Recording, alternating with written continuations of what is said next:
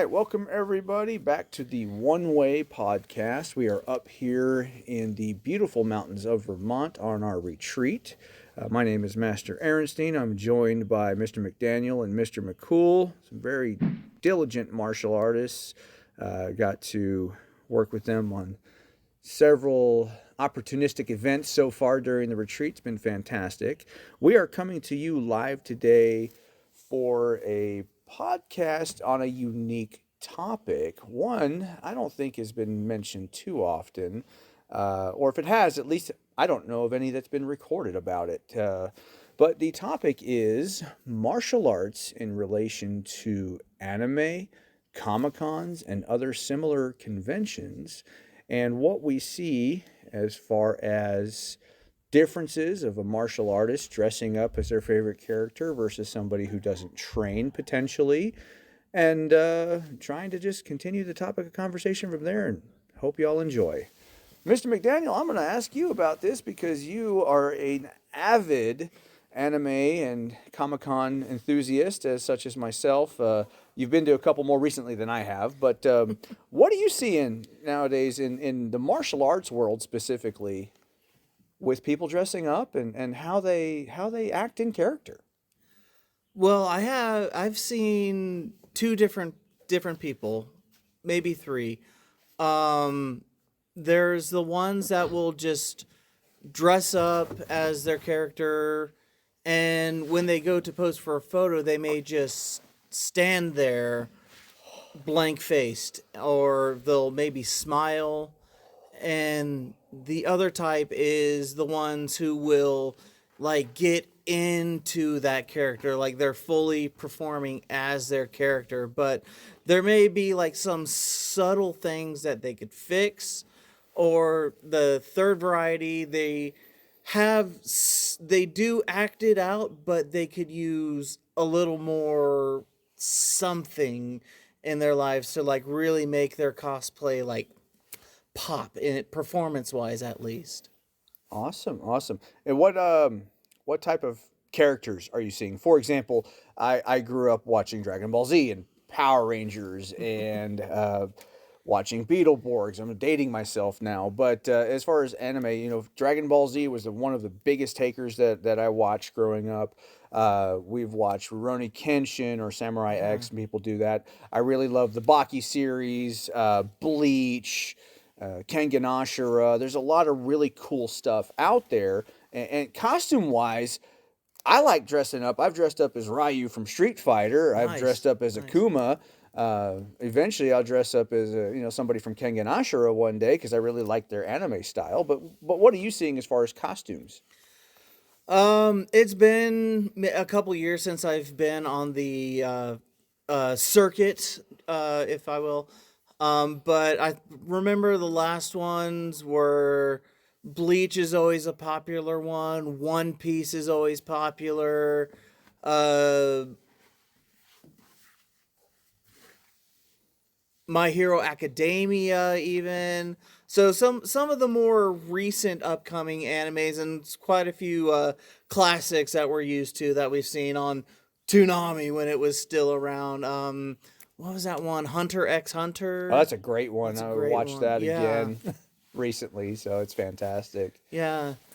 It or just anything in general with a weapon or a sword, just something. I mean, Um, gotta look cool. Gotta look cool, absolutely, and it just like breaks my heart just to see. Not only are they one holding the katana wrong, but it depends on the style of katana. But most traditionally, you'll see the katana where the blade side is up. But we Westerners will have the blade side down because either we're not educated on it fully, or we just don't fully know. Um, Right. and And can Well, you let them know why we do blade up, sir?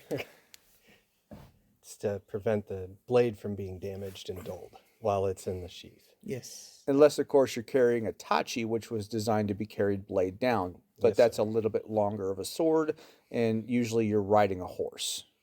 Yes, But sir. speaking of cool, we have Mr. McCool. I love your name, man. Thank you, sir. But what are you seeing in the realm of martial arts and anime and martial arts and Comic Cons. Yes, sir. Well, I see a lot of it in passing. I've done a couple of, I've been to a couple of cool expos. Gosh, one of them was down in LA. Oh, come on. It's a convention for like Hollywood makeup artists. Oh, That's okay. awesome. And I wish I could remember. It's around Halloween every year. But my wife and I went down to it. Can you remember that? I can't remember the Okay, name. sorry. I'm not good at this. We'll look it up real quick. But I love still just checking out what people are making. You know, personally, I'd love to be a Kenpachi someday from Bleach, or you know, I absolutely love Octopops from Naruto, and quite a few of the just like, I don't know, burly characters. But there's a lot of challenges to them because they both have specific builds, and they're very muscular. But one thing that I can really speak to is the, you know, a lot of people are going to the gym training to get the right builds for their cosplay. You know, you see some like ripped Master Roshis, and you know, like Seen a couple guys dressed up as Super Saiyan Goku, but they were so focused on that build in the gym themselves, and then people are like, "Well, what is he doing? What is he training for?" yeah. And you know what? More power to them. They're nerds like us. He is Yes, sir. training He's to push the earth. Hey, Yeah. listen.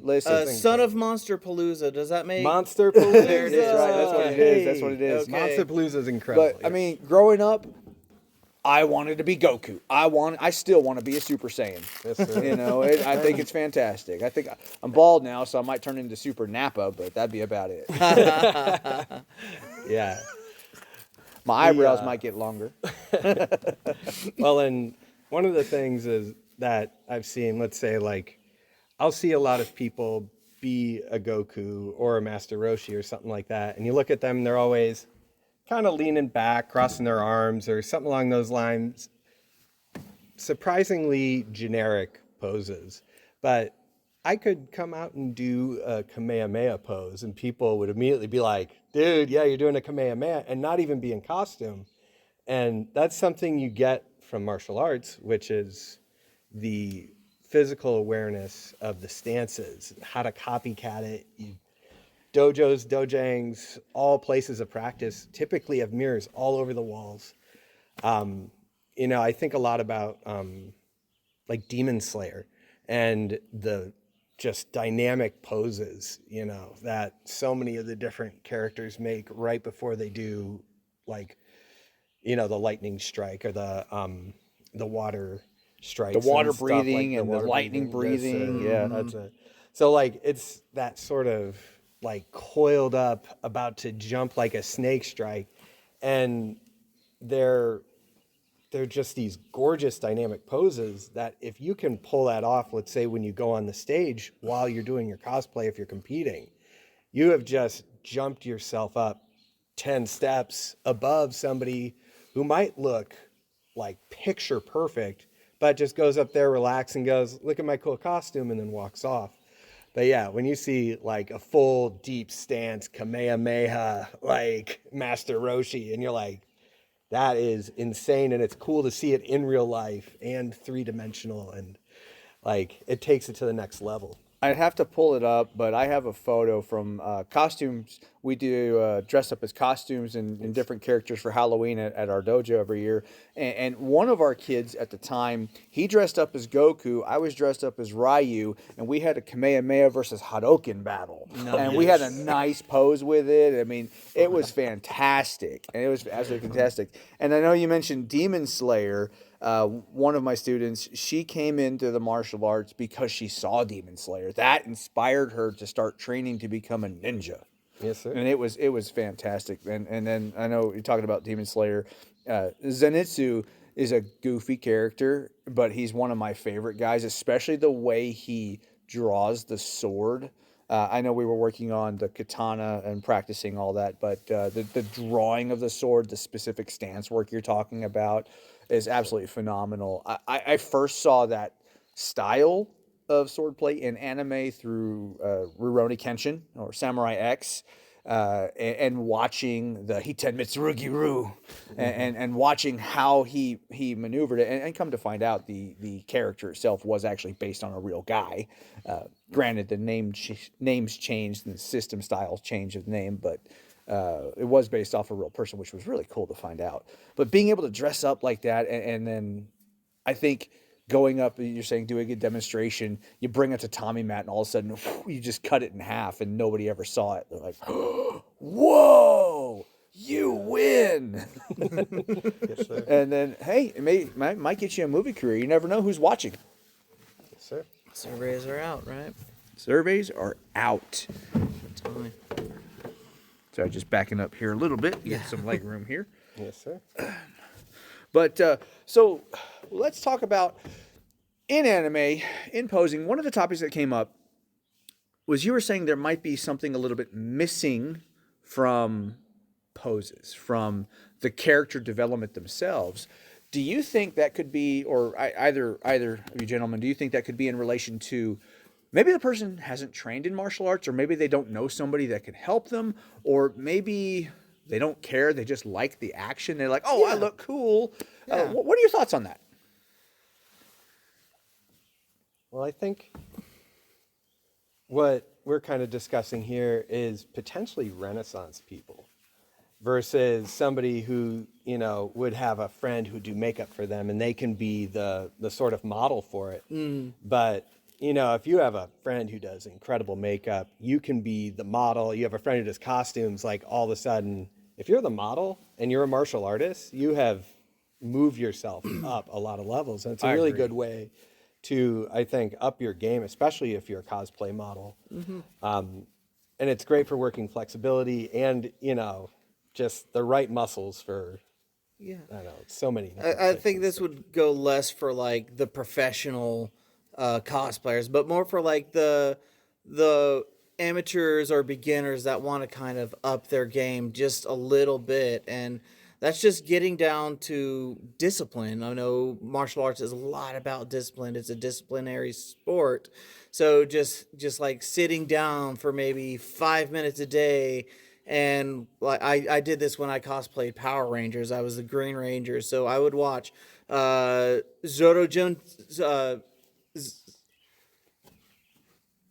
Juranger, Shiro Sentai Juranger, which is the Japanese variant of the Mighty Morphin Team.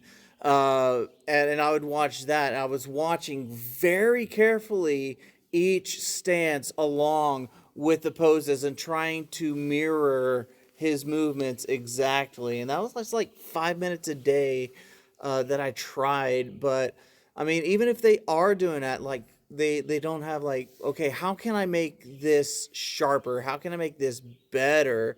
And I mean, while I was cosplaying, I had a small martial arts background. I did kung fu for maybe 4 years. So it's like, okay, yeah, I kind of get the stances as they are, but I don't really understand the stance. It's like, what is a front stance? What does it do? What is a back stance? What does it do?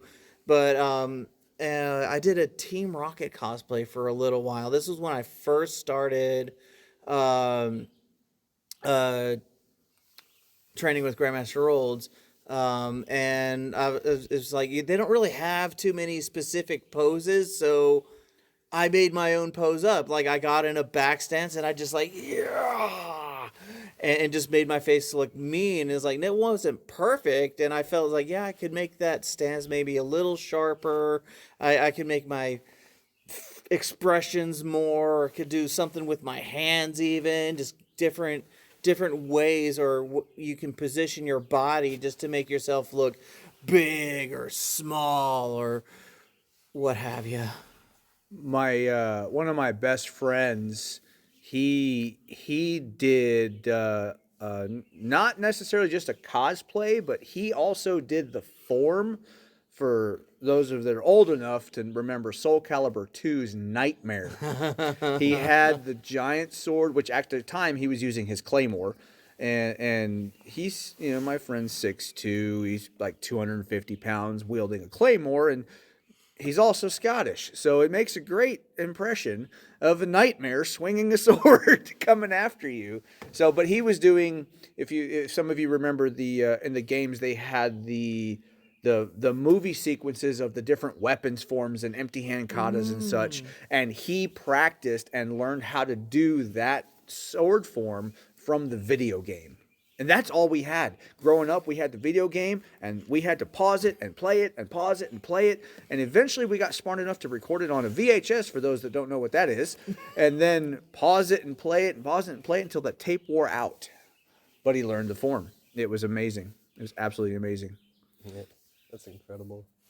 I learned Khalik's form that way, the bow staff. Nice. But I also got to see it one time after I learned it. I saw it in a wushu competition. Somebody actually doing that form.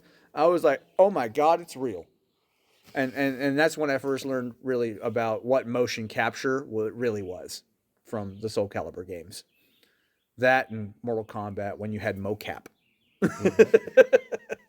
So, but yeah, it's good. It's really cool. Well, and like on this same topic, I remember learning spear from Zhao Yun in Dynasty Warriors 3. Oh, that is awesome. And my brothers and I would do it all the time, just broomsticks and practicing all these different new weapons forms. But it was great because going into it with the foundation of martial arts, I knew how to move my feet. I had the balance. I understood the strikes and how to snap them. And I mean, everything just came together piece by piece. So I feel like if I hadn't had that foundation, it could have taken forever to get to the point I had maybe in a week, which looked pretty sharp. Yeah, and last year we were just goofing off on video, but I did Sub-Zero cosplay. So it was really cool. It was I said it was Sub-Zero, and then of course you get the trolls online because of course I'm a little bit bigger, but it was Sub-Zero because of the because I love to eat me some sandwiches. I was like, it's like, yeah, I'm thick, it's great, but the difference is I can move.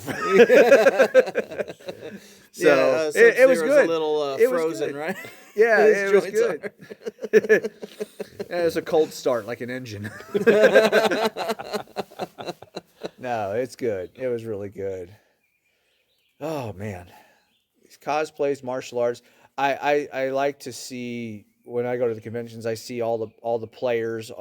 They come around. I got to see at the Houston Anime Expo a few months ago. My wife and I went out there. There was a small group of us, and just walking through, you see so many costumes. But I saw Mac from Punch-Out. And this was maybe a 14-year-old kid who their parents raised them right, apparently, because they got them into Mike Tyson's Punch-Out. But he had the green shorts, he had the white shirt, he had the green gloves. I was like, this is amazing. But the kid walked around like an average kid. I'm like, where's your boxing? I want to see the boxing. And somebody said, hey, pose. And he had his left foot forward, but his right hand was up. I'm like, I just wanted to fix it. But I was like, Jake, step back. Let them have their fun. You're not a teacher right now. It's like, and that's hard for me because I'm like, okay, I know that I taught you, and I know what I hold as far as standards for myself. But it's okay. Go ahead and goof off. This is your day. I mean, at the end of the day, with conventions, it's just all about having fun. So, I mean, I'm just putting a little disclaimer out here. It's like keep the energy, keep the energy, fun. keep it fun. But I mean, yes, if you do want to better yourself, or if you feel like your cosplay is missing something, then martial arts might be a very good outlet to go into just to kind of help you. Not to go to the head instructor and say, I want to be Ryu from Street Fighter, and they might look at you funny, but no. or if they're nerds like us. Start with Kung Fu Theater. Kung Fu Theater. Start with Kung Fu Theater. Go back to the 1970s. Watch all the old Kung Fu movies. And 5 minutes in, the guy says, I'll kill you. And then he says, right. And then they fight and they wind up in a field. But there's so many poses and styles and systems. And if you pause it to hold, you could learn so much just by watching. But if you do, to your point, if you really want to learn more, check with your local martial arts friend. I guarantee you there's somebody in your friend group that probably trains some sort of martial arts. It's more common nowadays than people let off. And there's a lot of stuff in schools now too. High schools, middle schools, they do wrestling teams, they do taekwondo teams. It just depending on the school district, of course, but maybe something to look into. Go take a class. And then, even if you only do one semester of martial arts training in a school, hey, go do your cosplay. Now you're just going to win more.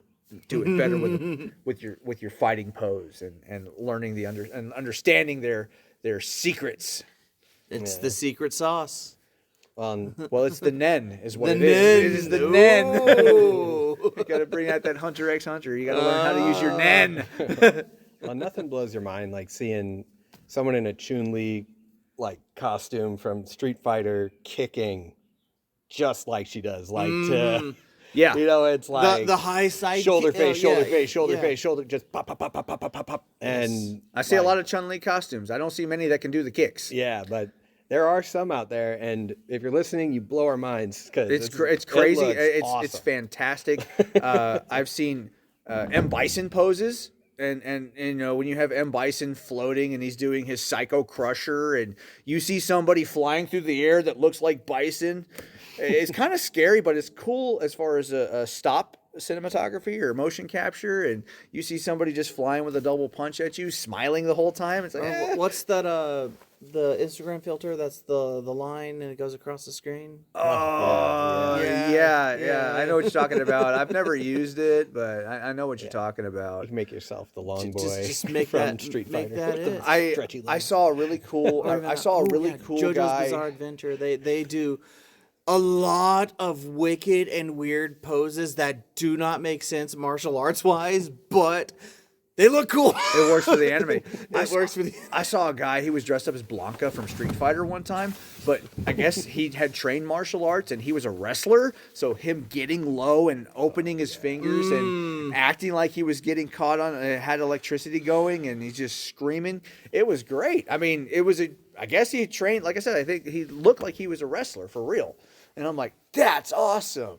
I want to see more of that, but I'm not going to paint my body green in the process.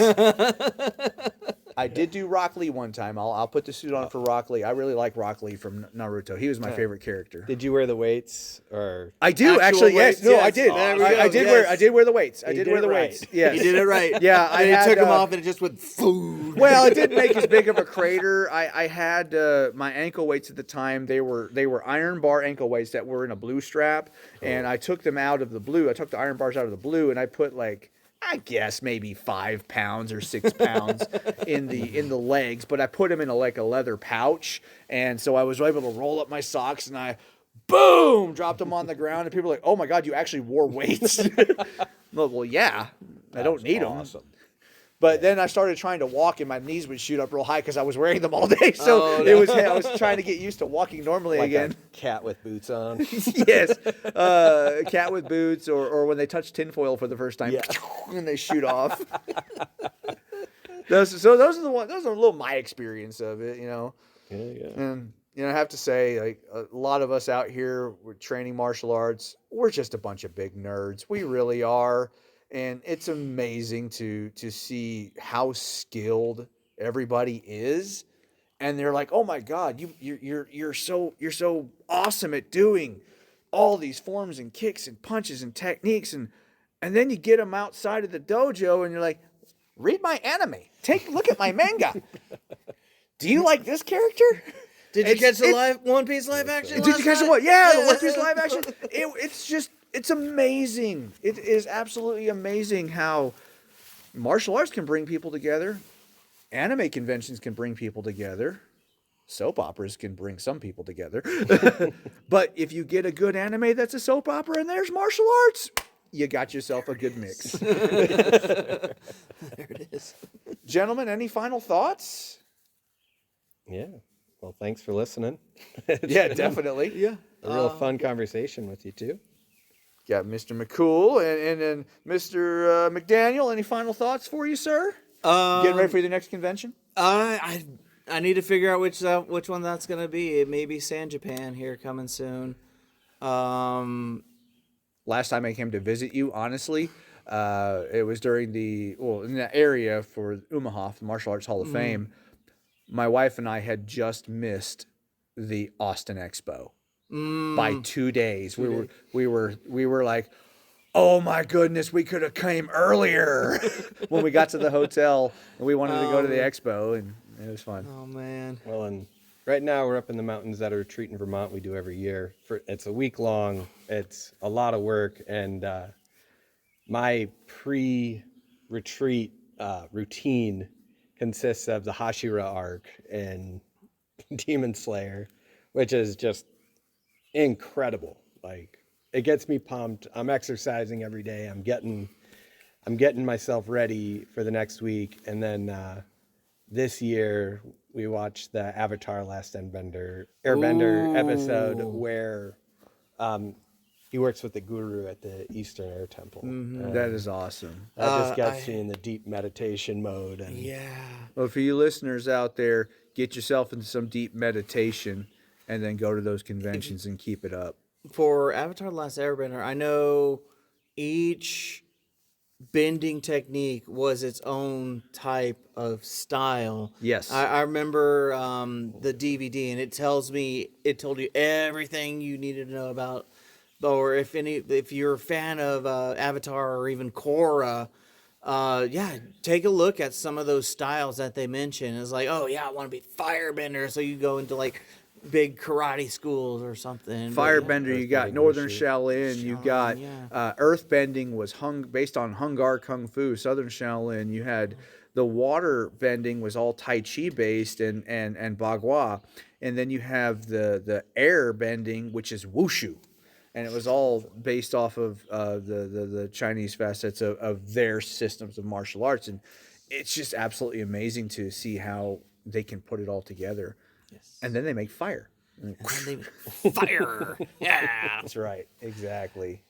No, I guess typical sign off. Make sure you like, comment, and subscribe, and we'll catch you next time.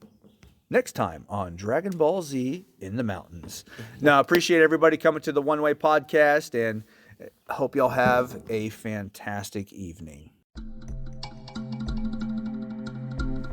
If you enjoyed that podcast, please consider liking and subscribing to our YouTube channel, as well as hitting the notification bell.